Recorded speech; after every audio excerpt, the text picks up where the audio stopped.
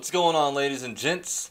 I just want to first of all wish you guys a happy weekend, and it's your boy UCF Jaguar reporting with GenJag.com, and Jaguars OTAs are officially in the books as they have concluded 10 days of organized team activities today being Friday, and they're going to have the weekend off on Monday, and then next week will conclude the off-season practice programs as they have mandatory minicamp, and then after that, basically a big old dead season until training camp. So let's go ahead and recap a little bit about what happened today and yesterday.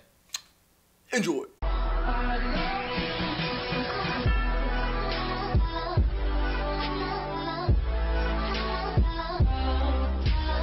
Now, the first bit of interesting news that broke out actually happened yesterday when Doug Marrone addressed the media, and he was asked about whether or not Brandon Albert will be reporting at mandatory minicamp next week, and he did confirm that Brandon Albert will be there. Now, in the Brandon Albert situation, a lot of people have been asking me about this in my videos, and I've never been a guy that was really freaking out about Brandon Albert being out of OTAs, just because I really think OTAs is only really important for like rookies or young players or players that are playing new positions, but really a guy like Brandon Albert that's been playing left tackle for over 10 years to miss OTAs due to, trying to do whatever with his contract. But I really wasn't freaking out about it. I was mainly going to see what was going to happen during mandatory minicamp, just because you're subject to a lot of fine money.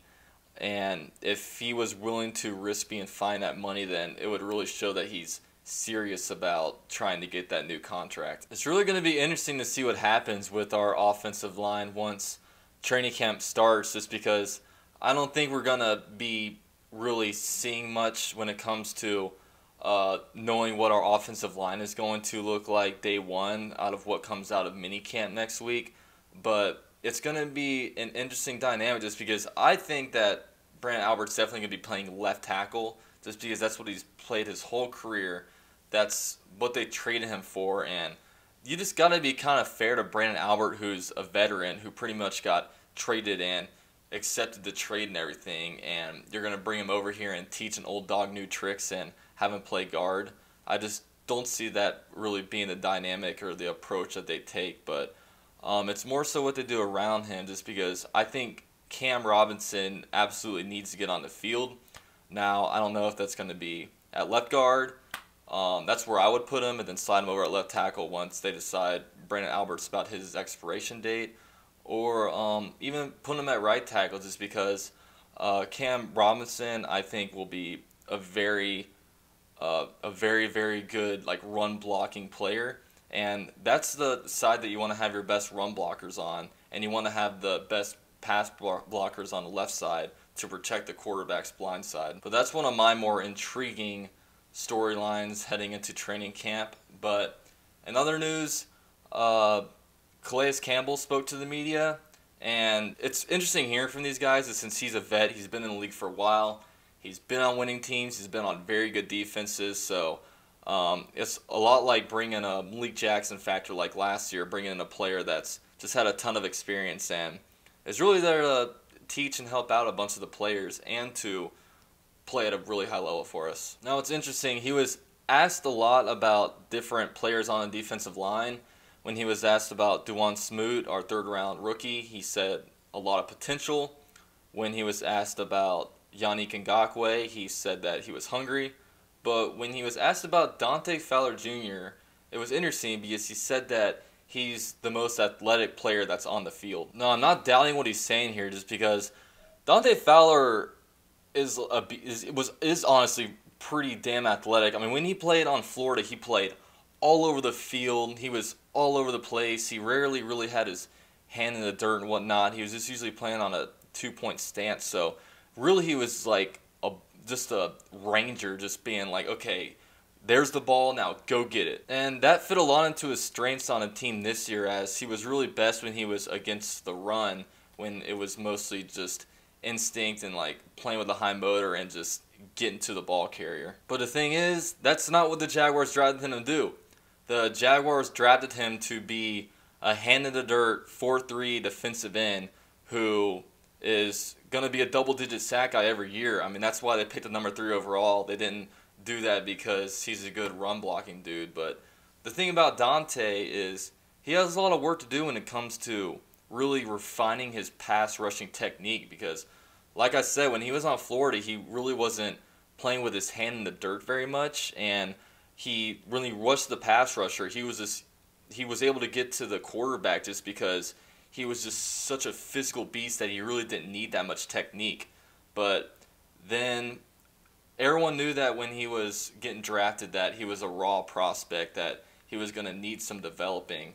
And, you know, they took that in count. But the thing is, he got injured right being at the rookie mini camp, missed a whole year, and then a whole year of football. Then he came back and then basically had to learn a whole new position after sitting out of football for so long. I mean, I'm hearing crazy stuff about people like, oh, we should switch him to like a strong side linebacker and stuff like that. But we can't give up on a guy that early. I mean, he's had 1 year. I mean, we all know the history of pass rushers, how much better they get from year 1 to year 2. I mean, look at guys' numbers like J.J. Watt. I think he had like 5 sacks his rookie year, and then obviously he's turned into a great player. You look at guys like Vic Beasley.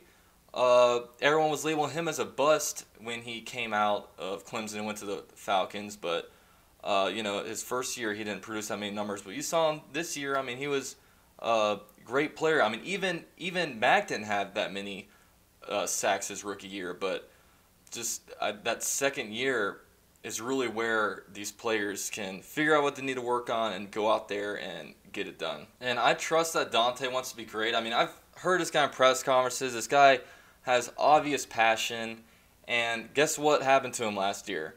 He got basically benched for a third-round rookie, and I'm sure if that doesn't motivate him to come back and try to earn that spot, I think that's going to be a really healthy competition between Yannick Ngakoue and Dante Fowler, if Dante Fowler can really use his athletic ability to the best of him, because he is more athletic than Yannick Ngakoue, but Yannick Ngakoue is just a pure pass rusher. But yeah, going back to kind of what Calais Campbell said before I got a little off track, but this guy's probably one of the most bullish players I've ever seen, like on the Jaguars. Like, he looks at our team and he's just like, he reminds me of the 2016 Jaguar fan where he's like, oh my gosh, we are loaded with talent.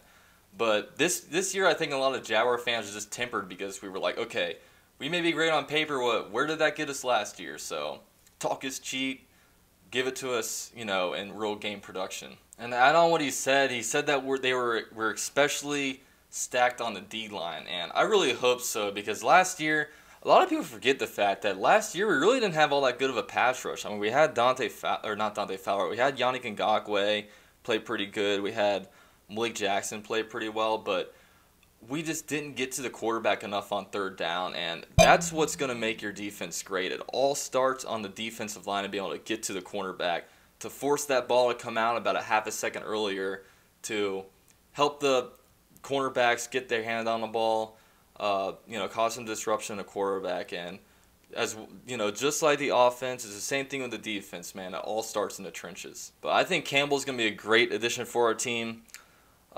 In addition to him maybe being Darth Vader, preparing, you know, with in good spirits, preparing to win, practicing good habits, practicing winning habits.